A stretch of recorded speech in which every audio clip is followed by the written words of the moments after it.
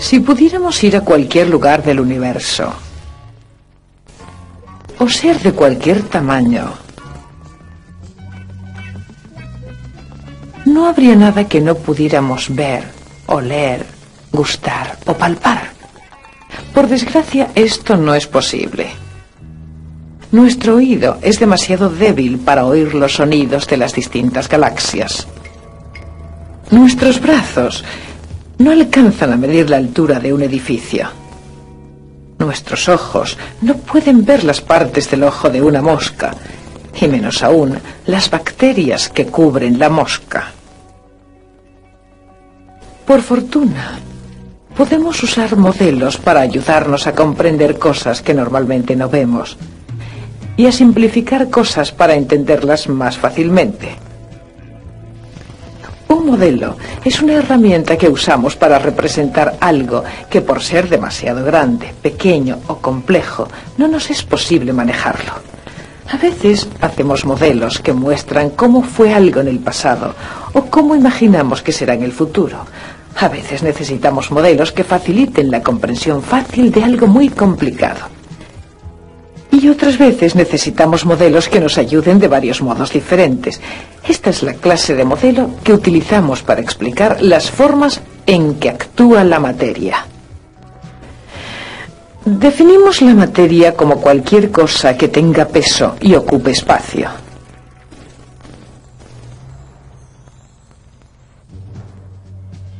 Esto incluye todo lo que podemos oler, ver, gustar o palpar.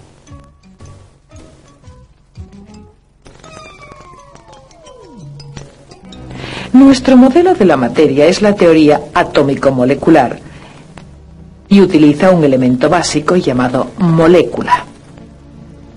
Las moléculas son muy pequeñas, pero están compuestas de partículas aún más pequeñas llamadas átomos.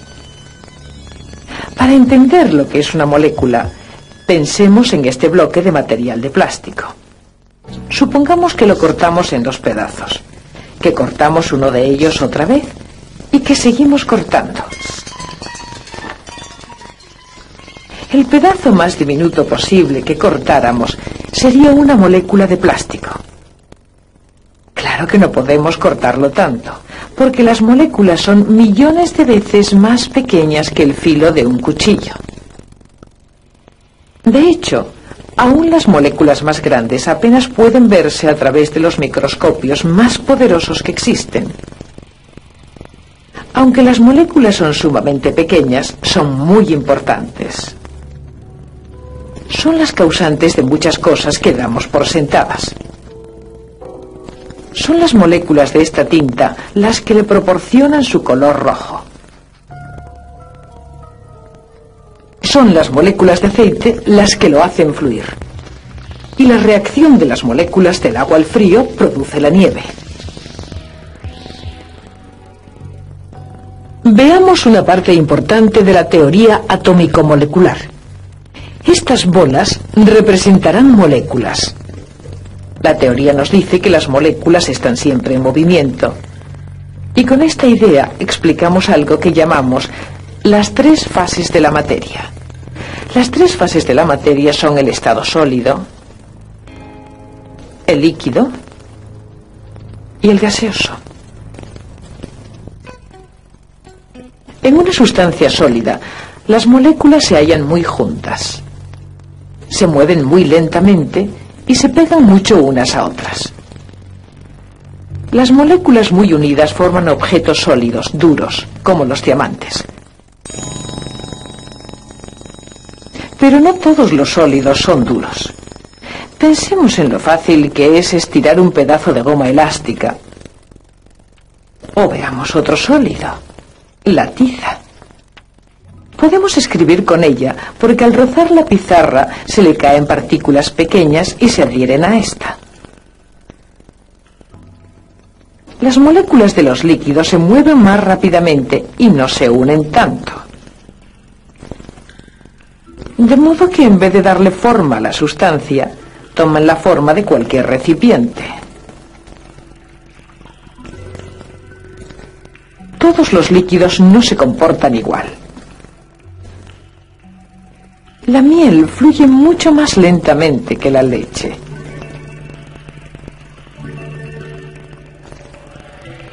En los gases, las moléculas se hallan más separadas aún que en los líquidos. Apenas se unen y se mueven mucho más rápidamente. Como no se adhieren unas a otras, ni siquiera toman la forma del recipiente. Escapan y se dispersan en todas direcciones. Como en los sólidos y en los líquidos, las moléculas de los gases no actúan siempre de la misma manera. Algunos gases son muy pesados. Y otros, como el gas que lleva este globo, son muy ligeros.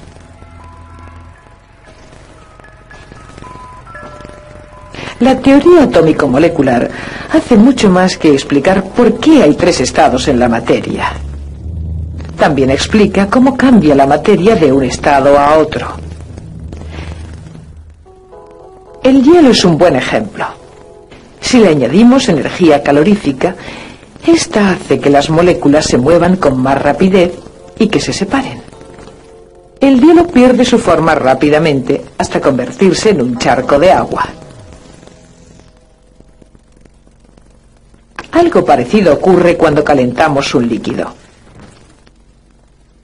Al calentarse el agua, las moléculas se mueven más y más rápidamente y se separan más y más.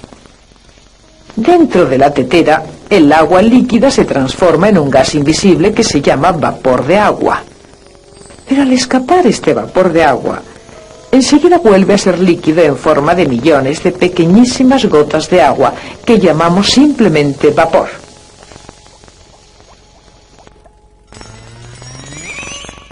Aunque una sustancia parezca diferente después de un cambio físico, sus moléculas siguen siendo iguales. Lo único que cambia es su comportamiento. Este modelo de la materia que hemos llamado la teoría atómico-molecular, caracterizado por moléculas que se unen cuando se enfrían y se separan cuando se calientan, nos ayudan a entender otros 2 cambios físicos: la dilatación y la contracción. Veamos un ejemplo. Esto es mercurio. Es un metal que se mantiene líquido a la temperatura ambiente. Si lo calentamos, no ocurre casi nada. Y si lo enfriamos, tampoco vemos nada. Pero aunque no veamos nada interesante, las moléculas de mercurio están muy activas, haciendo que el mercurio se dilate y se contraiga. Repitamos el experimento de un modo ligeramente distinto. El mercurio que contiene este termómetro es idéntico al mercurio que acabamos de ver. La única diferencia es que este mercurio está en el pequeño depósito de cristal al fondo del termómetro.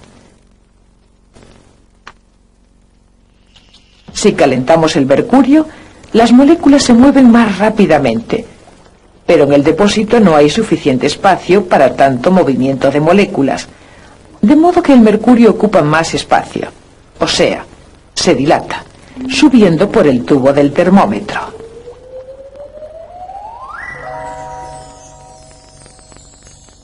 Cuando se enfría el mercurio, sucede lo contrario. Al reducir la velocidad, las moléculas ocupan menos espacio y el mercurio se contrae lentamente, volviendo al fondo del depósito. Nuestro modelo puede ayudarnos a entender otras clases de cambios físicos. Por ejemplo, ¿sabemos lo que le ocurre al azúcar cuando lo echamos al agua? Dejamos de verla. Pero el agua sabe dulce, de modo que sabemos que el azúcar está ahí, solo que es invisible. Este es un ejemplo de un cambio físico llamado difusión. Esto es lo que ocurre. Cuando se añade el azúcar al agua, las moléculas de azúcar están fuertemente unidas, como es de esperar en algo sólido. Pero pronto comienzan a cambiar. Las moléculas individuales se separan de los granos.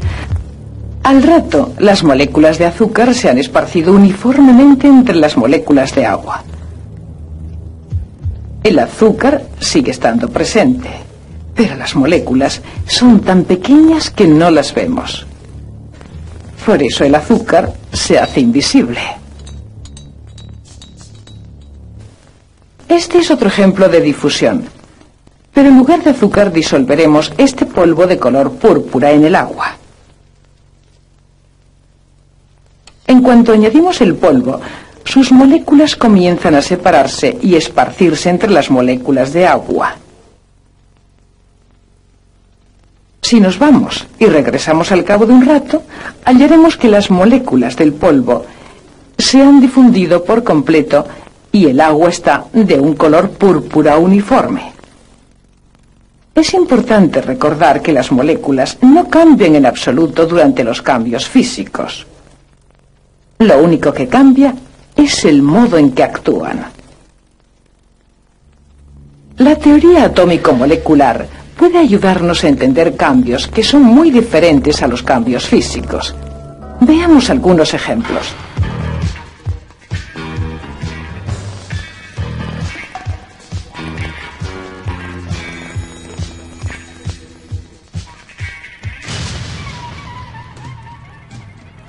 Utilizaremos nuestro modelo para explicar también estos cambios. Pero en este ejemplo, los átomos se reorganizan para formar nuevas moléculas y crear nuevas sustancias. A estos cambios los llamamos cambios químicos. La idea de transformar una sustancia en otra no es nueva. Durante la Edad Media, por ejemplo, los alquimistas creían que podían hallar un método mágico para convertir plomo en oro. Nunca lo consiguieron, pero pensaban que lo lograrían por lo que ocurría cada vez que calentaban un poco de este polvo de color castaño. Al examinar el polvo caliente, hallaban que había ocurrido algo interesante. El polvo no había cambiado mucho, pero estaba mezclado con pequeñas bolitas de mercurio. El polvo no se parece en nada al mercurio, pero cada vez que se calienta, aparece el mercurio. La aparición del mercurio no tiene nada que ver con magia. Es simplemente un ejemplo de un cambio químico. En un cambio químico sencillo, comenzamos con moléculas de una sustancia, ese polvo de color castaño, por ejemplo, y hacemos que se transformen en moléculas distintas.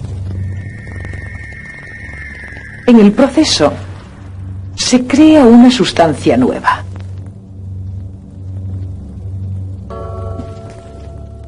Gracias a la teoría atómico-molecular, podemos predecir los resultados de muchos tipos distintos de cambios químicos.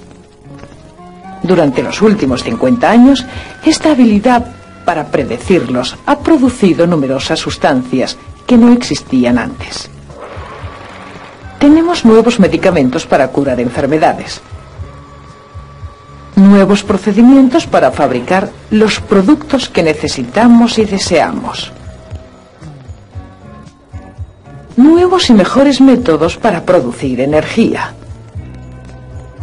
Todas estas cosas y mucho más, porque tenemos un buen modelo para explicar y predecir el comportamiento de la materia.